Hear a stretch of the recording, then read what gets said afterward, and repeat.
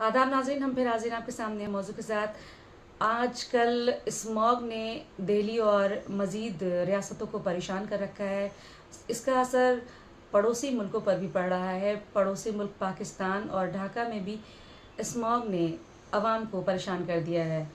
लाहौर में सबसे ज़्यादा ख़राब सूरत हाल बताई जा रही है। लाहौर और पाकिस्तान के पंजाब के इलाके में स्मॉग ने लोगों की परेशानियों में इजाफ़ा कर दिया है। लाहौर में वज़ीर माहौलियात ने कहा है कि एक हफ़्ते तक कड़े क़ानून के नफाज के बाद शायद बेहतरी आ जाए।